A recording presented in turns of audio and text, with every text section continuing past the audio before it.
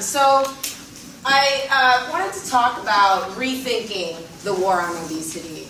And we're going to go through this whole presentation and talk about how weight stigma intersects with the treatment of eating disorders, and how we can be aware of that, how we can be allies, and how we can avoid having that kind of come out of ourselves as well, and recognize when weight stigma comes up for us as well. So we'll just get straight away. So I wanted to bring up some cultural images of classically, like as termed by body mass index, which is, if you're not familiar, that's BMI, which is a function of weight and height. So as classified by BMI, overweight and obese. So I wanted to just sort of take in these pictures that are presented in our society, okay? And I wanted to know what your reactions to them are. And you can just call it out. So what do you think when you look at these pictures? Well, I think one of the first things that we always do when you see some like Seth Rogen, whatever, all of them, they're like, oh, good for you. You lost all that weight. Good for you. Mm-hmm. So weight loss there equals good. Yep. Jack. As an ex-obese guy, I can't help but look at the before pictures and feel what comes up for me as pain. Mm-hmm. My own reaction to seeing it, and my projection and assumption that they may, at some level, be feeling it also. Mm-hmm. Other reactions? Well, it's a remarkable achievement, and they obviously look healthier. Remarkable achievement. You can't spell achievement. And then They look healthier. okay, and it's like, so which picture looks healthier? The before Well, or the after picture. Okay, so thinner equals healthier. Anything else? I feel like we're cued, like we're supposed to feel disgust with the picture on top of the woman eating the burger. Like I feel like they're cueing us for disapproval. Mm-hmm. Cueing for disapproval by having, it clearly, literally the size of her head, and then as if she's going to devour it whole. Same thing here, the kind of image of someone, of that size eating. That's Adele in the corner, correct? Oh, yes. Is that Adele? Okay. Mm-hmm. So I think that is more the norm because I think there's an overweight and obesity epidemic in America. So it's becoming more the norm. Like Marilyn Monroe, size 14 was like the typical woman. Okay. And so what we have here is, weight loss is good, is pain, both projected and assumed. Remarkable achievement, thinner equals healthier, and cueing for disapproval or disgust actually is the word. And then overweight and obese is a norm. So let's take a look at this. This is actual ad campaign aimed at reducing childhood obesity, run in Georgia. Yeah, let's just take a quick look. I'm going to just do this. I cannot. So, warning: chubby kids may not outlive their parents. And these are actual kids. Actors playing these kids.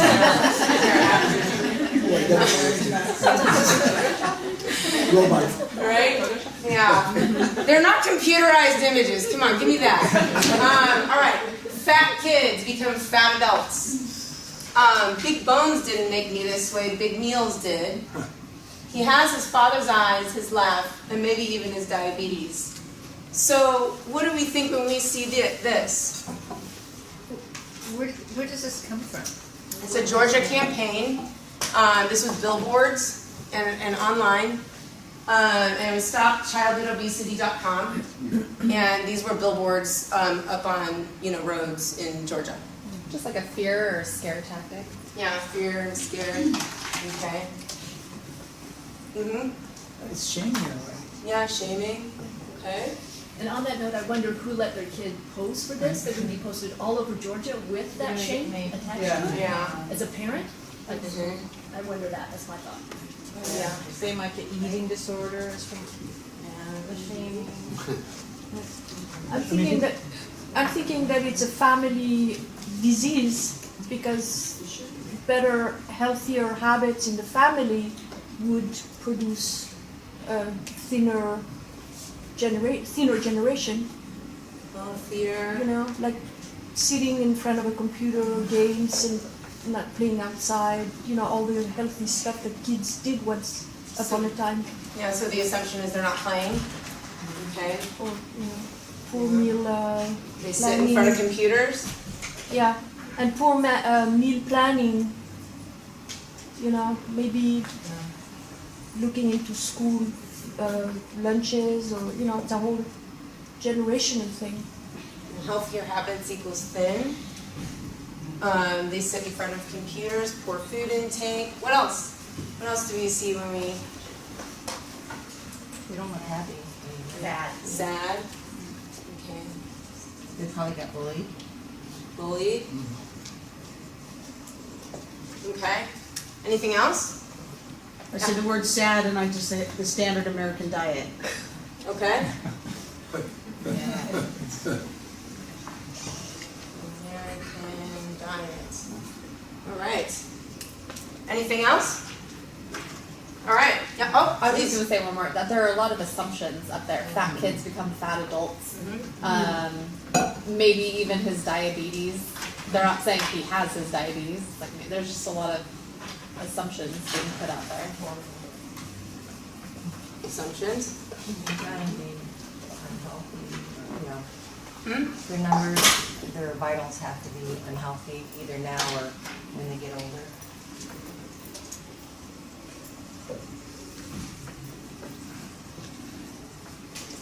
Or later, right. So, all right. So the weight bias, since we're talking about weight stigma today, okay, the weight bias among professionals in treating eating disorders is, has been studied and is a real thing. So there's weight bias among all health professionals, but you would think with professionals treating eating disorders, one might not see that, and in fact, yes. So over 50%, 56% observed, and this is just reports, so we have to assume more, observed other professionals in their field making negative comments about obese patients. So, and I'm going to use terms like obese and overweight so that we're clear, just as a common language. So 35% felt uncomfortable caring for obese patients. And the weight bias kind of came about in terms of they perceived that these individuals would have poorer treatment outcomes. And so the practitioner would get frustrated in treating them. Okay, oftentimes what they want to see is that number go clickety, clickety, clickety down. And when they don't see that, they get angry and frustrated. And they think, well, cheater, cheater, closet eater. And so perceptions, I mean, you know, lazy, lacking in self-control. I think a lot of people weren't saying it, but I'll say it. Lacking in self-control, undisciplined, non-compliant with treatment. You know, they sit in front of computers, poor food intake, they're clearly not playing. You know, so belief, these personality characteristics are the central causes of obesity rather than genetic or environmental factors. So the fact that they're lazy, they're lacking in self-control, they're undisciplined, they're just refusing to comply with treatment. That's why they are the way they are. And so that's the weight bias in our own community, and in the eating disorder community, I guess my own community. Not all of you are in the eating disorder community. Binge eating disorder. So let's talk about binge eating disorder. There's a lot of assumptions about binge eating disorder. This is the DSM-5 description, so we'll run right through this. You know, eating much more rapidly than normal. Eating until feeling uncomfortably full. Eating large amounts of food when not feeling physically hungry. Okay, so eating alone due to embarrassment by how much one is eating. feelings of disgust and shame over behavior, and feeling a lack of control over the behavior. I mean, if you kind of take this and like read it lightly, it sounds like Thanksgiving gone awry, But really, what you really want to focus in on the isolation, the disgust, and the shame that become debilitating. And suddenly it's affecting their relationships, it's affecting their work, it's affecting how they treat themselves. Okay? Because if you feel disgust and shame, it's not, I'm going to tell you, having been doing this for a decade, this is not a motivator. It motivates people for 2 weeks. So the weight correlate and so a lot of people assume when someone has a binge eating disorder, okay, well they're clearly obese, they're clearly overweight. That's actually not true. Clinically, I have worked with people who have binge eating disorder who are, you would never know, okay? They're in weight, quote unquote, normative bodies. And so binge eating disorder does not automatically mean overweight or obese, okay? So, and I have a study. Don't believe me, believe the St. Louis sample of 917. And I like that it's in the middle, in the Midwest. So there's Middle America. So 70% of the binge eating disorder diagnosed patients were classified as overweight or obese, according to BMI, of course. So that leaves 30% not. And also something to bear in mind is not all larger body people, so people who would be overweight or obese, have binge eating disorder. That is not true. Plenty do not. And in fact, we'll talk actually more about that later. So the typical medical approach is, is a sip of water, is the weight normative approach, meaning one must be a certain weight. So the BMI, I love Pepperdine, like I get to write on the whiteboard. So BMI, okay, again, it's weight and height. Okay, so BMI, we have like anything less than 18.5 is underweight, okay, and then 18.5 to 24.9, and then 25 to 29.9, this is normal, this is overweight, and then 30 plus is different categories of obese, okay? So in case you didn't know that, there's a little rundown.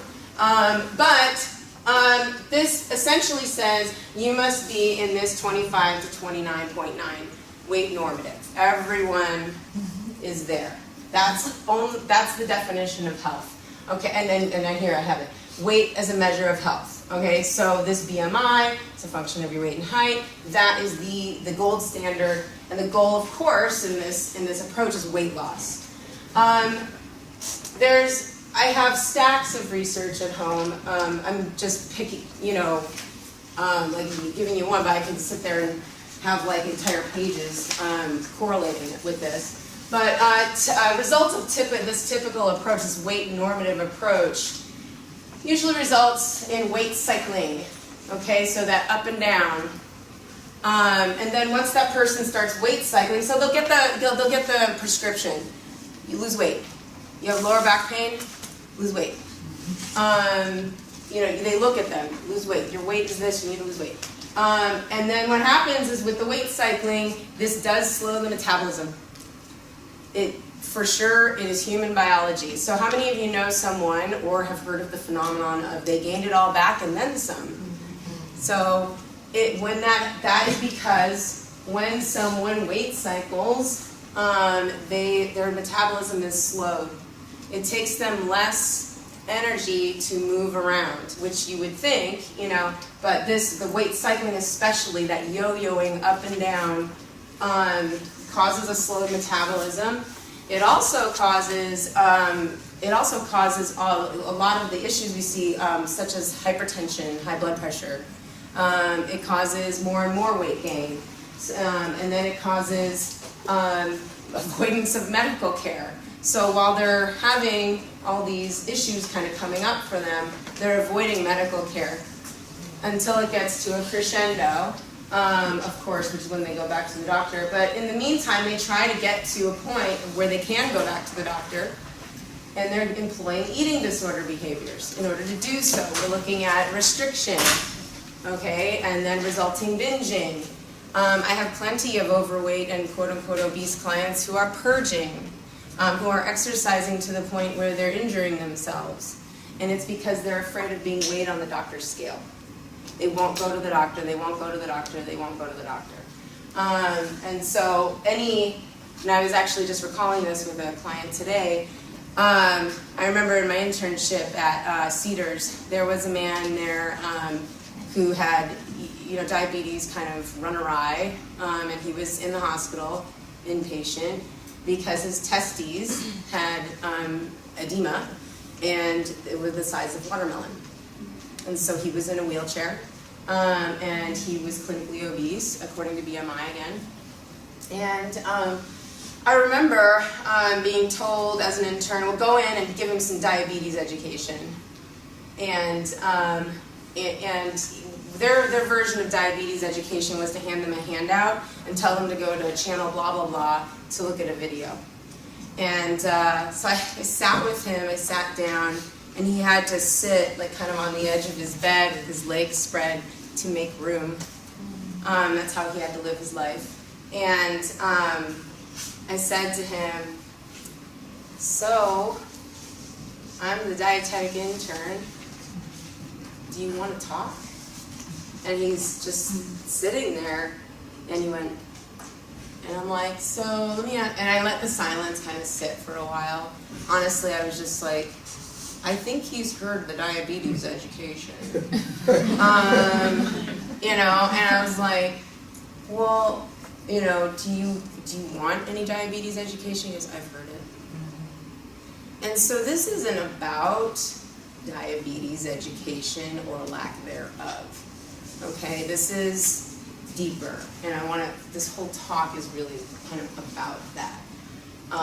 Like how weight cycling might be a result of weight stigma, might be a result of not being heard, when they go in. When, the New York Times had a wonderful article out last year outlining several different people in larger bodies who were talking about various and sundry, from migraines to lower back pain, and being told like their story and telling their stories. And one woman with the lower back pain actually, she said, I went in and I said, I'm having like really profound lower back pain. This is really bad.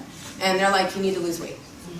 Okay, and she was over 300 pounds, and so that was the prescription: lose weight, you'll feel better. And she went to 7 different doctors. On the 7th doctor, they finally took a scan. I can't remember if it was an X-ray or an MRI. And they found congenital scoliosis that had compacted over time. And and the doctor said this has nothing to do with your weight. This is actually congenital, and this would have happened with or without your weight. And it was preventing her from moving. And so I have a client who in January tried to start because his doctor said you need to lose weight. You're 250, you need to lose weight. You need to get down to 180, which he hasn't weighed, since he was 15. And the doctor said, go start walking. What the doctor did, and they said, well, he said my knee hurts. And they said, well, lose weight and it won't hurt. Well, what they don't know, what he neglected to tell them because he was shamed, he felt shame. The fact is, he actually, when he was thin, he was playing basketball with some guys, and one of the guys literally fell on his knee, and he never took care of it. And what happened was, he's missing his whole meniscus over time because it got knocked out of alignment somehow. I'm not an orthopedic surgeon, so he's missing his whole meniscus, and now that's what ended up happening. But he had to really press the issue, and I told him, go to your doctor and say, thank you, I will work on that. And what would you say to a thinner person? What would you say to someone in a thin body? What would be the protocol? The protocol, I'll tell you what, is it's going to be an X-ray, it's going to be an MRI, it's going to be that.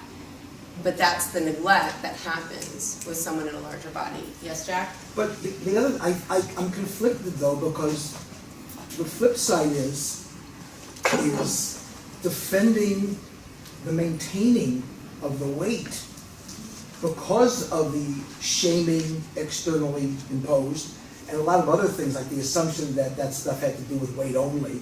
If you go to some doctors and you tell them you have a toothache, the motion sensitive will relate it to the weight also.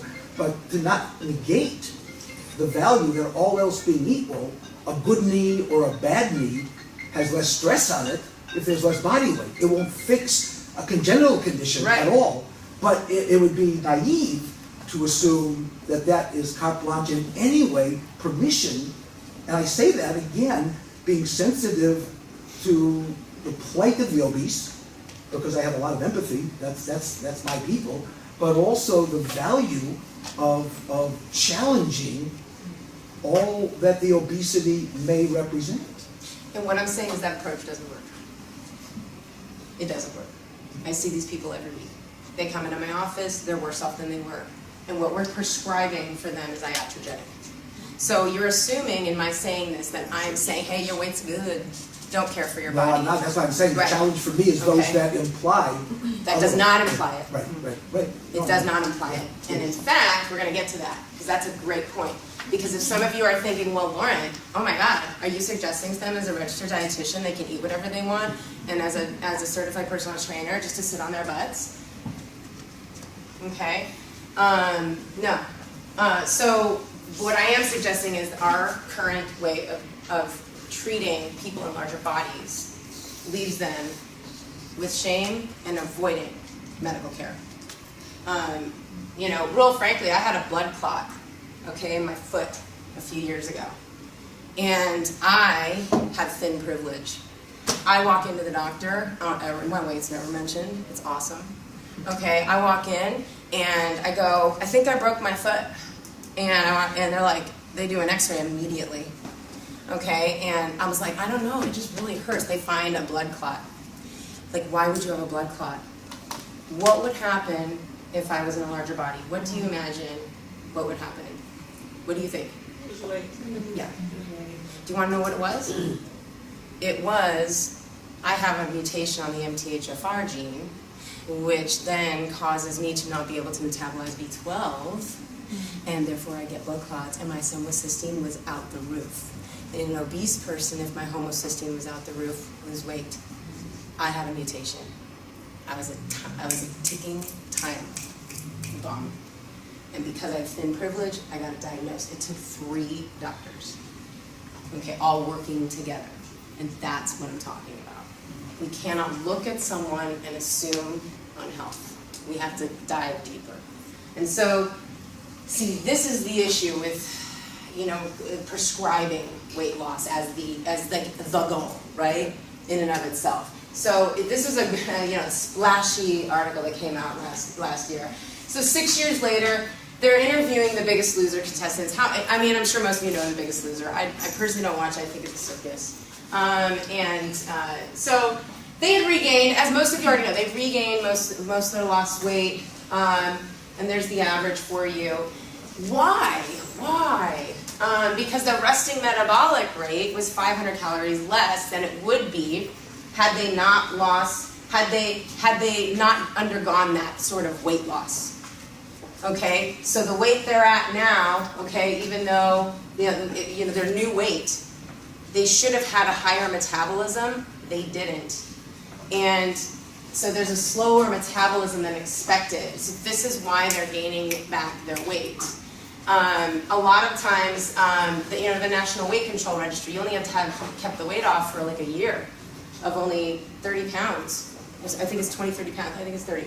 A year, obviously it's an ongoing study being done, but I'd rather see like 10 years, 20 years. Like, what are we seeing? Okay? Because what this is seeing even 6 years later is a lowered metabolic rate and weight regain. So I wanted to take a look, just as like a case study, of childhood obesity to anorexia.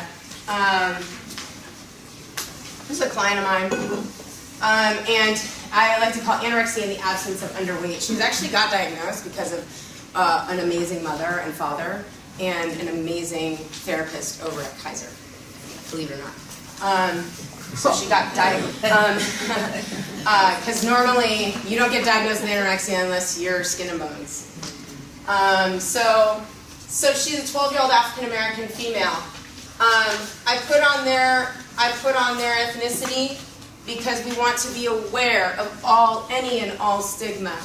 Okay, we want to be aware of, does this person have thin privilege? Does this person have white privilege? What do they have? What are they dealing with?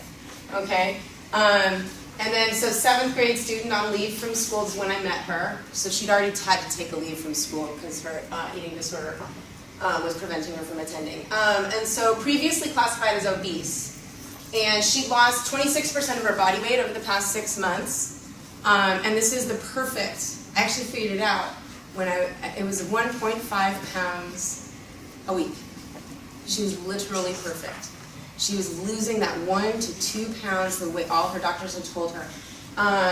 And the first time in treatment, she was in partial hospitalization. This is like a 6-hour-a-day treatment.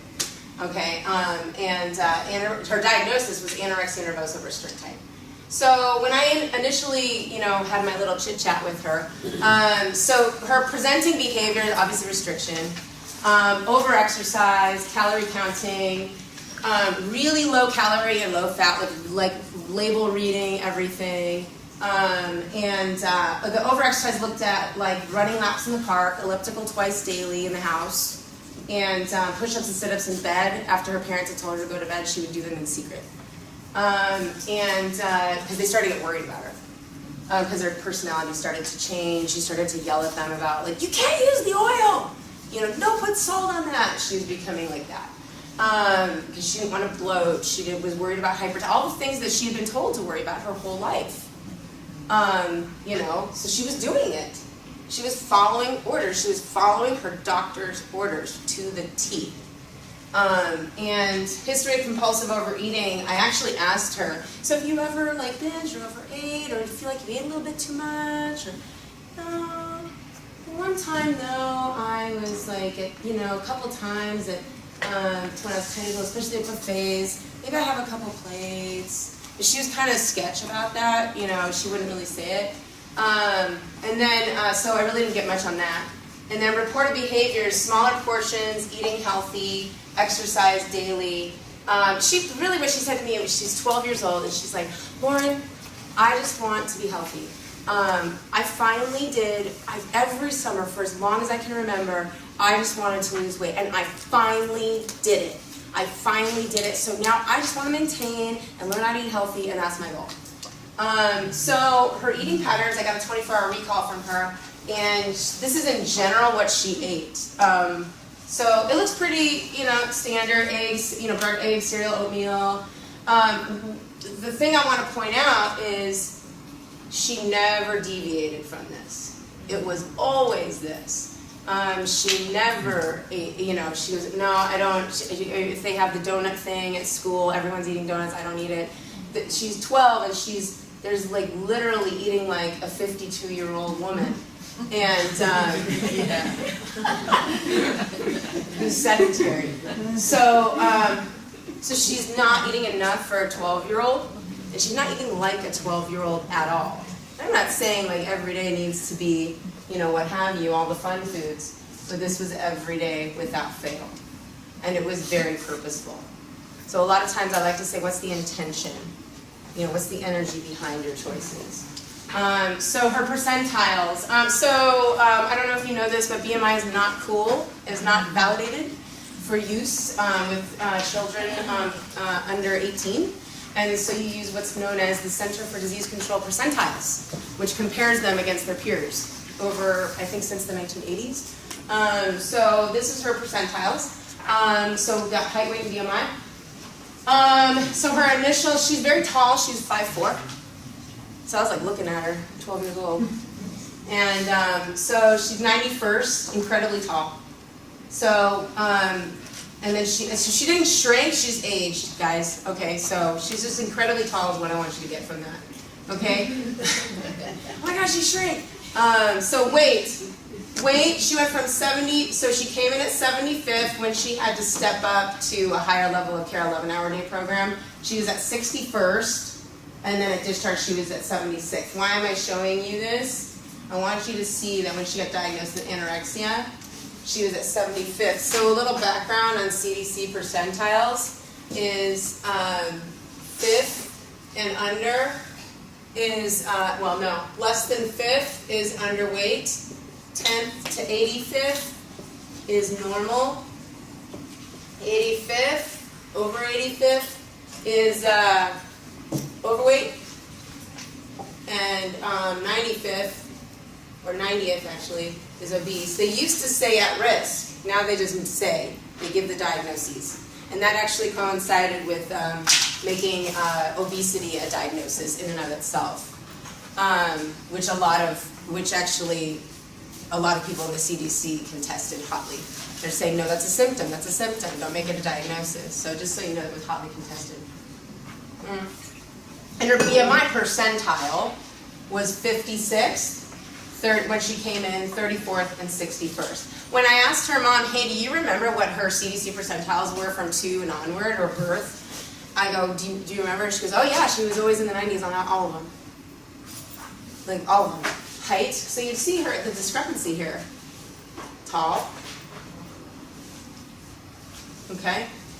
But her weight was always in the 90s. Now, CDC percentiles, I know I'm walking out of the thing. So if you're using CDC percentiles, what you want to see is a nice smooth curve. Okay? So if someone's on the 90th percentile or whatever percentile or 50th percentile, you kind of want them to stay there. Okay? It's so what we're looking for is like a smoothness. What we don't want to see is something like this or something like this. That says something's wrong. Okay, when someone pops off their curve, that's why I asked that. I wanted to see, did she start overeating at some point? No. She was always, her weight and height were always in the 90s, from 2 years old on, and the mom said actually from birth onward. And she would know, because Kaiser takes very good care to make sure you know that. It's on every little discharge thing. And then if it goes down, we want to know, this is like possible failure to thrive. What's going on there? We don't want to see that in children. Okay, we want to see the nice smooth growth curve. Once they're on a growth curve, they should stay on that growth curve. Okay, what happened to her was she went, okay, and that's what got her diagnosis. But they had to push for that because, as you'll notice, she was never not once underweight.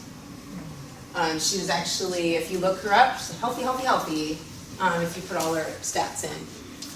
So the dietary, I have a whole thing. Interventions and goals, what I used to help her, in case you're interested, is meal support in and out of program. You got to use the parents. It's really important. Parents are your allies. So, you know, they were eating breakfast with her, they were eating HS, like evening snack with her, they were eating dinner with her, they were, you know, when she was out in program, she was eating program, you know, eating in program, okay? Something that worked for us with her is, is she is a really good student, and she does exactly what you say, and just like she did with that doctor, you know, she followed, like, she's a rule follower. So when the doctor said, hey, you need to count calories, and she showed him how she was counting calories, that was applauded before she came to us. When she was, you know, running on the treadmill and running in the park, that was applauded. That was everything, you know, all these things that became a part of her eating disorder were applauded. So it's really kind of no fault of her own. She was following instructions. They told her, hey, you need to cut down on fat. You can't ever drink juice. You're not allowed to eat these things. They gave her a list of do's and don'ts. She followed them to a T. And when she did, she landed in our program at the time that I was in. So, food, feelings, thoughts. So I wanted to hear, not just like a food journal, I want to know what you're thinking. So kids always have trouble with emotions. I'm like, so what do you think? What are you thinking? They love answering that question though. They know what they're thinking, but they're not going to be like, well, I am feeling very irritated right now. They may not be able to say that right off the bat.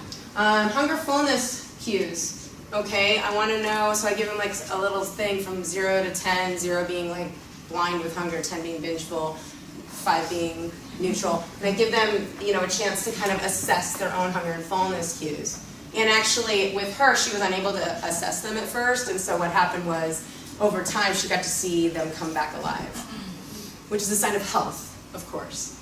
Because she was just full all the time. Normalizing physical activity was a huge component. I'm going to talk a little bit more about that later, actually. Reincorporation of fear foods. So, for example, the juice. I actually was a nutrition educator on a USC study that the Childhood Obesity Research Center, and they like to take people off food deserts, and they have to be obese. They take them in. And I had these boys, and they would separate them ethnically, so I had the African American group.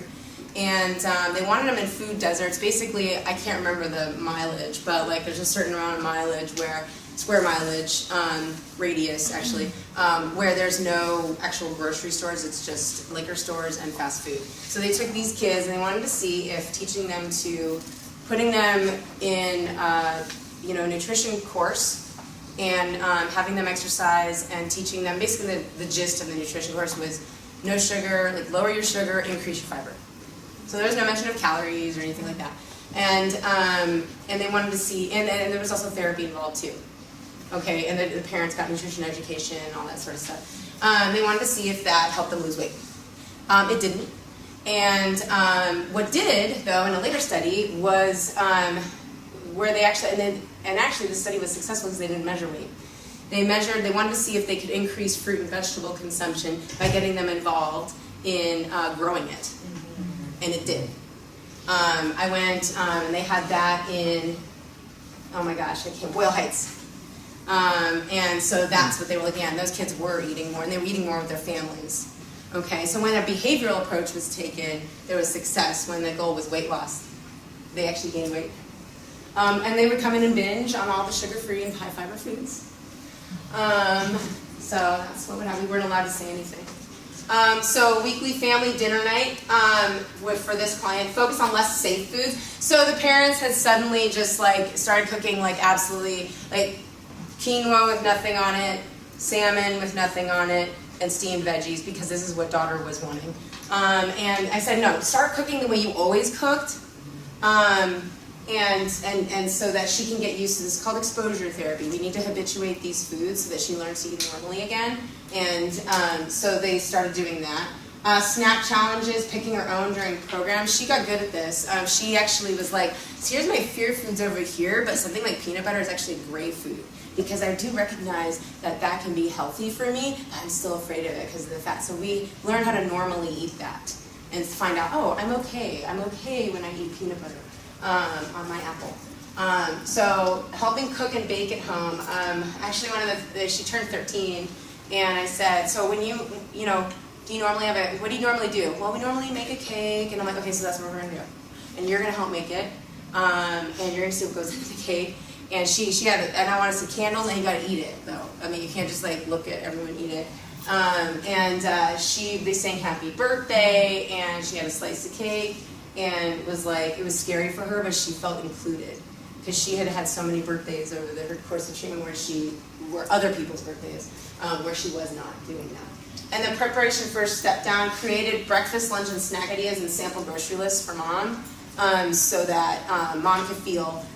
So she's collaborating, get her more buy-in, instead of here, you have to eat this or all this. She's been told what to eat all her life, getting her more invested.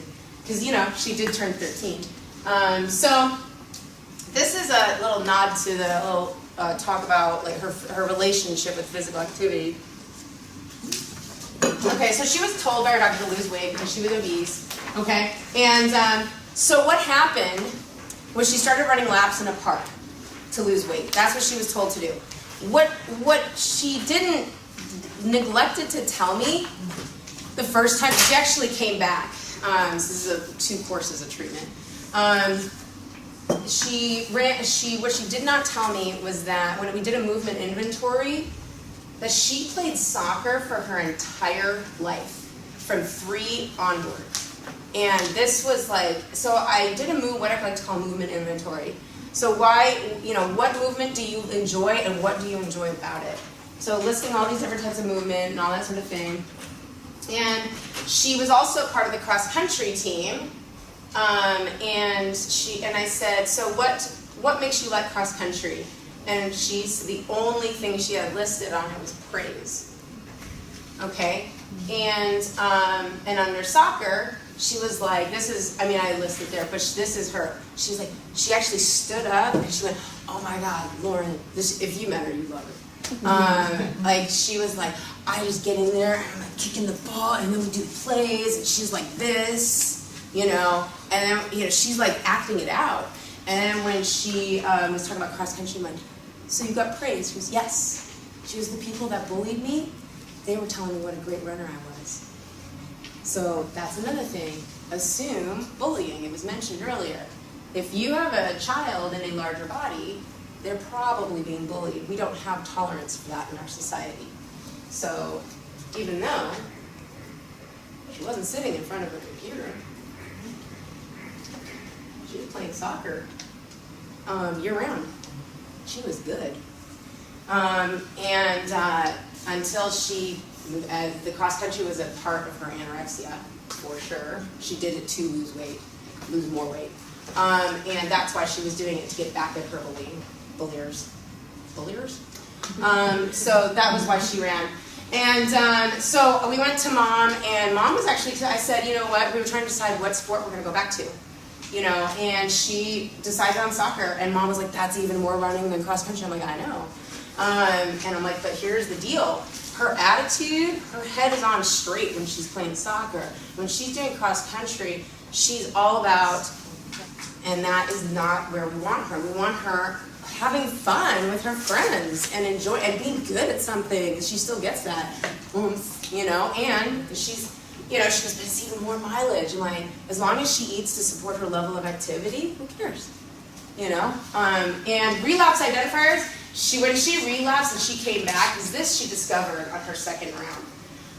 When she came back, she came in and she was even worse than she was when I first met her. And she goes, my relapse, we went over and she was like, okay, the minute I started eating healthy, and then she started going to a dietitian but then stopped, and then that dietitian was a weight loss and diabetes expert. So that triggered her. She at least stopped, but then she had no support.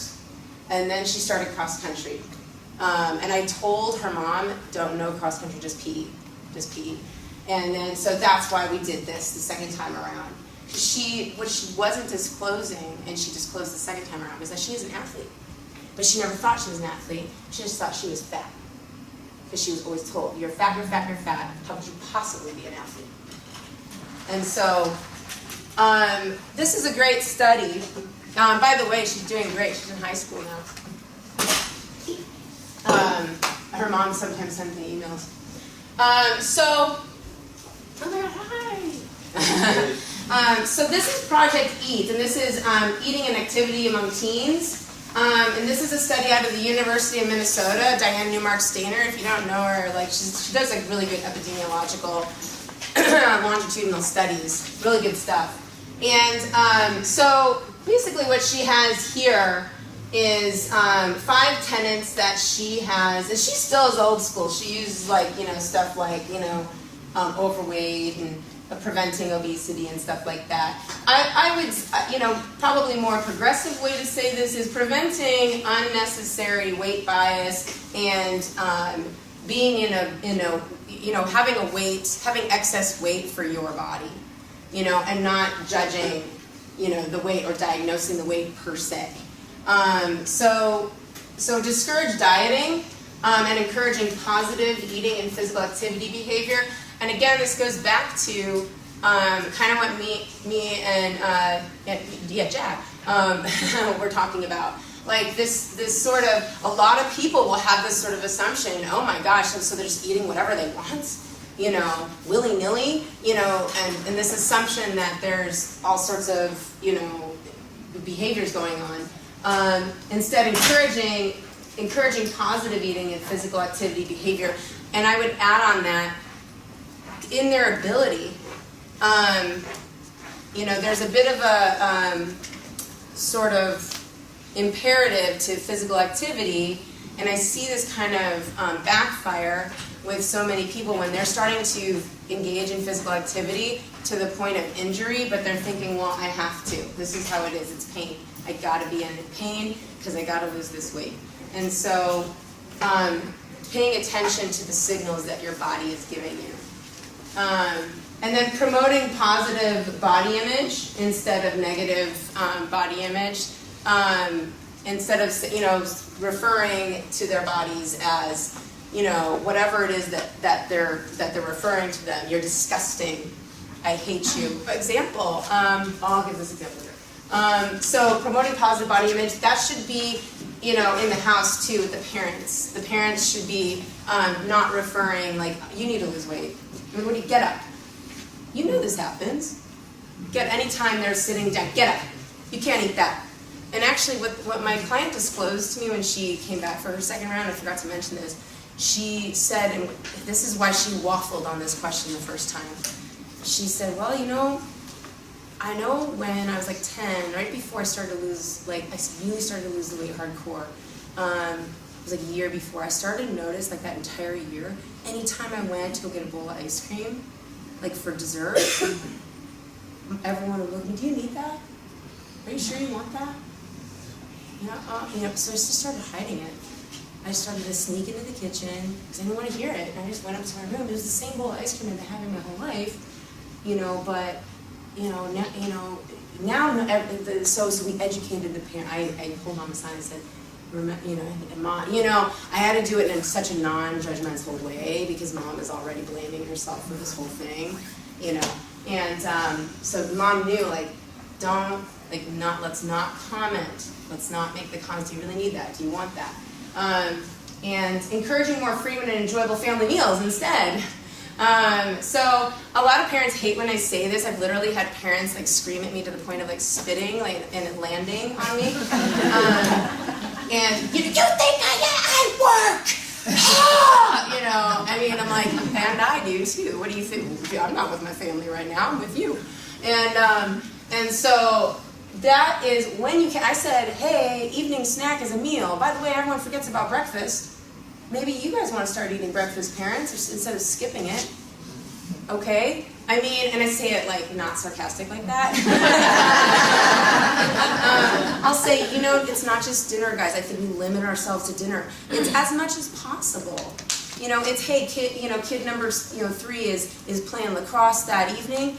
Hey, sweetie, when you get home, I mean, they're older. Hey, sweetie, dinner's in the fridge. You can just heat it up. Boom. It doesn't need to be complicated. You're having simple breakfast together. Maybe Sunday evening, hey, we're all here. Let's have it together. You know, that sort of thing. Maybe not in front of the TV. Definitely not in front of the TV. Most people are eating in front of the TV, just so you know. Okay, so encourage families to focus less on weight and more on adding healthy behaviors, because focusing on the weight does produce that weight stigma. And, you know, this healthy behaviors allows them to start to treat their body with respect, because they don't have to worry about like, oh, I'm fat, I'm disgusting. They can instead enjoy physical activity. I can't tell you how many clients I have. Every single,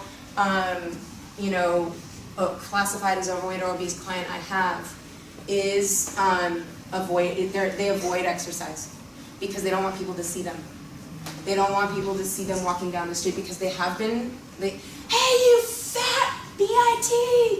You know, that's real because our culture allows for that because of the disgust. You look at someone, check yourself. You know, like when you look at someone who is overweight, eating, or they're walking down the street, what are your thoughts? And instead of like, judging yourself for thinking that, just being aware. We don't need guilt and shame. What we need is your encouragement and awareness of the issue. And assume and address weight bias with overweight teens and any overweight child.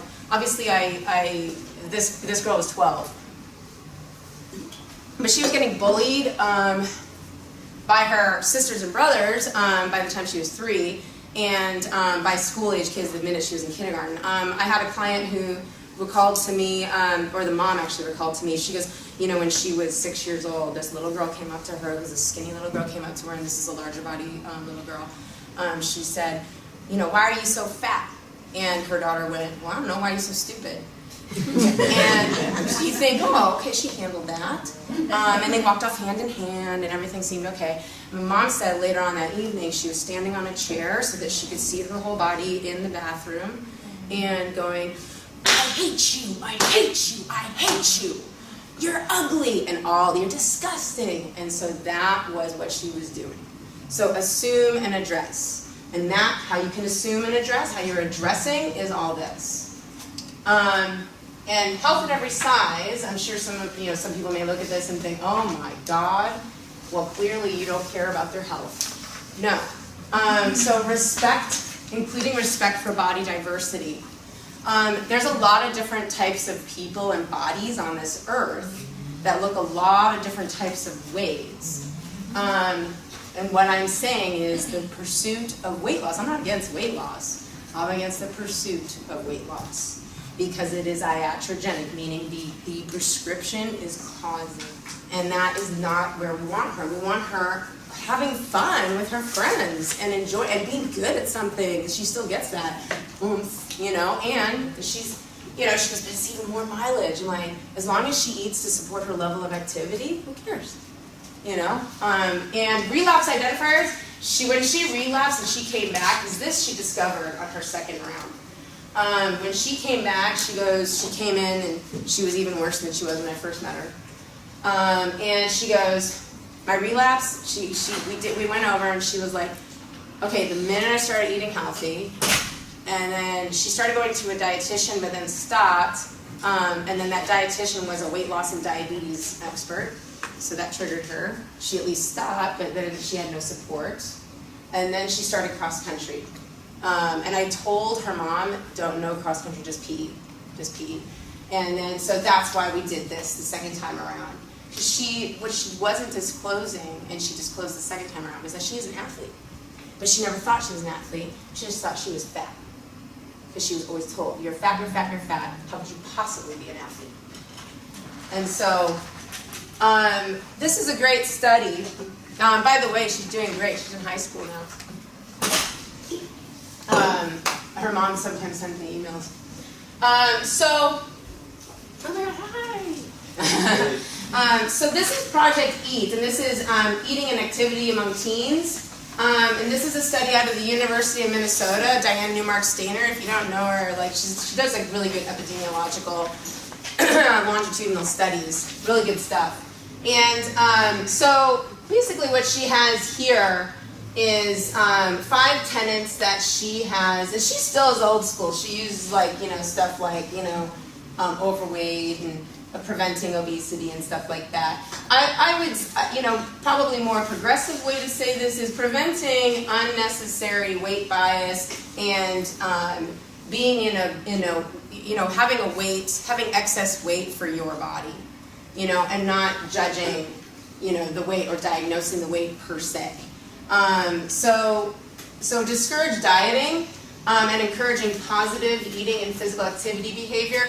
And again, this goes back to kind of what me and Jack we're talking about. Like this sort of, a lot of people will have this sort of assumption, oh my gosh, so they're just eating whatever they want, you know, willy-nilly, you know, and this assumption that there's all sorts of, you know, behaviors going on. Instead, encouraging positive eating and physical activity behavior. And I would add on that, in their ability, you know, there's a bit of a sort of imperative to physical activity, and I see this kind of backfire with so many people when they're starting to engage in physical activity to the point of injury, but they're thinking, well, I have to. This is how it is. It's pain. I gotta be in pain because I gotta lose this weight. And so paying attention to the signals that your body is giving you. And then promoting positive body image instead of negative body image. Instead of, you know, referring to their bodies as whatever it is that they're referring to them. You're disgusting. I hate you. Example. I'll give this example here. So promoting positive body image, that should be, in the house too with the parents. The parents should be not referring like, you need to lose weight. What do you get up? You know this happens. Anytime they're sitting down, get up. You can't eat that. And actually what my client disclosed to me when she came back for her second round, I forgot to mention this, she said, and this is why she waffled on this question the first time. She said, well, I know when I was like 10, right before I started to lose, I really started to lose the weight hardcore. It was like a year before. I started to notice, that entire year, anytime I went to go get a bowl of ice cream, for dessert, everyone would look at me, do you need that? Are you sure you want that? So I just started hiding it. I started to sneak into the kitchen because I didn't want to hear it. And I just went up to my room. It was the same bowl of ice cream I've been having my whole life, but now, so we educated the parent. I pulled on the side and said, and Mom, I had to do it in such a non-judgmental way because Mom is already blaming herself for this whole thing, and so Mom knew, let's not comment. Let's not make the comments. Do you really need that? Do you want that? And encouraging more frequent and enjoyable family meals instead. So a lot of parents hate when I say this. I've literally had parents scream at me to the point of spitting and it landing on me. And you think I work? I'm like, and I do too. What do you think? I'm not with my family right now. I'm with you. And so that is when you can. I said, hey, evening snack is a meal. By the way, everyone forgets about breakfast. Maybe you guys want to start eating breakfast, parents, instead of skipping it. Okay? And I say it not sarcastic like that. I'll say, it's not just dinner, guys. I think we limit ourselves to dinner. It's as much as possible. It's, hey, kid number 3 is playing lacrosse that evening. Hey, sweetie, when you get home, they're older. Hey, sweetie, dinner's in the fridge. You just heat it up. Boom. It doesn't need to be complicated. Having simple breakfast together. Maybe Sunday evening, hey, we're all here. Let's have it together. That sort of thing. Maybe not in front of the TV. Definitely not in front of the TV. Most people are eating in front of the TV, just so you know. Okay, so encourage families to focus less on weight and more on adding healthy behaviors because focusing on the weight does produce that weight stigma. And, this healthy behaviors allows them to start to treat their body with respect because they don't have to worry about oh, I'm fat, I'm disgusting. They can instead enjoy physical activity. I can't tell you how many clients I have. Every single, classified as overweight or obese client I have is they avoid exercise because they don't want people to see them. They don't want people to see them walking down the street because they have been, hey, you fat B.I.T. That's real because our culture allows for that because of the disgust. You look at someone, check yourself. When you look at someone who is overweight, eating, or they're walking down the street, what are your thoughts? And instead of judging yourself for thinking that, just being aware. We don't need guilt and shame. What we need is your encouragement and awareness of the issue. And assume and address weight bias with overweight teens and any overweight child. Obviously, this girl was 12.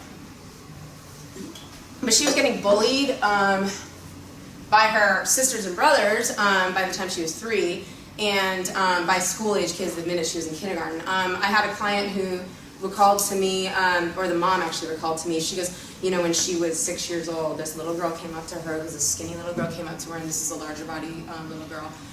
She said, why are you so fat? And her daughter went, well, I don't know, why are you so stupid?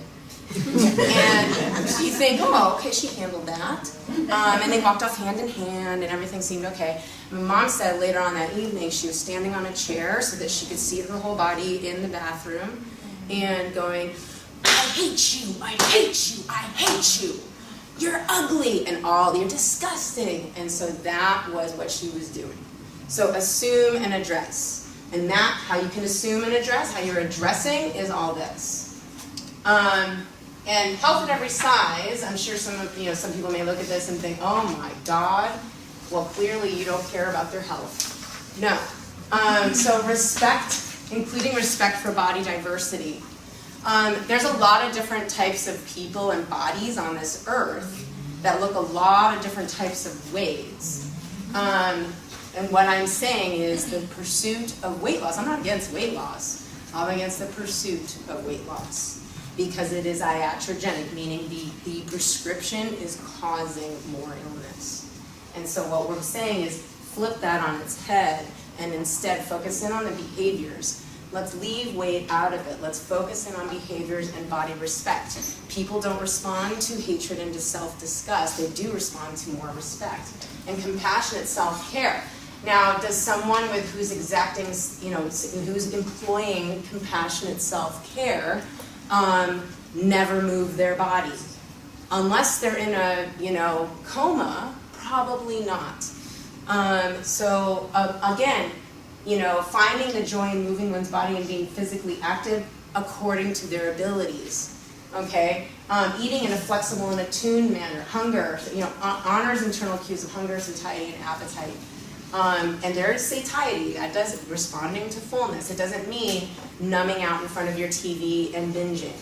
Okay? Kind of what many people imagine anyone in a larger body is doing. But not necessarily. So critical awareness, challenging scientific and cultural assumptions, such as if you are fat, you are lazy. If you are in a larger body, you are obviously binging, and you never move. And values body knowledge and people's lived experiences. Listening to people. Listen to them and not coming at them with assumptions. Okay, clearly you want to lose weight, right? So what's the real issue? So how much did Florence Nightingale weigh when she founded modern nursing? How much did Rosa Parks weigh when she took a seat on that bus? How much did, I'm going to butcher her name, Malala Yousafzai weigh when she started writing about the lives of girls in Pakistan living under Taliban rule? You don't know? That's the right answer, because it doesn't matter. And here was, of the health size, retaliation against the Georgia. I stand for the right to love myself inside and out. Who knows, she might be playing soccer. That was my little client who lost a ton of weight by the time I met her. But that's not her actually, but that's kind of her size about what she was. And then I stand for turning stereotypes upside down and shaking them loose. I know I can't do that. So thank you so much for listening. I invite any questions. Yes? So in my own research, I like to focus on eating disorders, bicultural individuals, or a lot of it has an MFE element. But how do you approach eating disorders for people who are not even in the research at times, people whose behaviors don't show up when they get sad? A lot of what I found is a lot of mainly women is from what I've done research on, affected by racial stress or illness. And so what we're saying is flip that on its head and instead focus in on the behaviors. Let's leave weight out of it. Let's focus in on behaviors and body respect. People don't respond to hatred and to self-disgust. They do respond to more respect. And compassionate self-care. Now, does someone who's exacting, who's employing compassionate self-care never move their body? Unless they're in a, coma, probably not. Again, finding the joy in moving one's body and being physically active according to their abilities. Okay? Eating in a flexible and attuned manner. Hunger, honors internal cues of hunger, satiety, and appetite. And there is satiety, that does responding to fullness. It doesn't mean numbing out in front of your TV and binging. Okay? Kind of what many people imagine anyone in a larger body is doing. But not necessarily. So critical awareness, challenging scientific and cultural assumptions, such as if you are fat, you are lazy. If you are in a larger body, you are obviously binging, and you never move.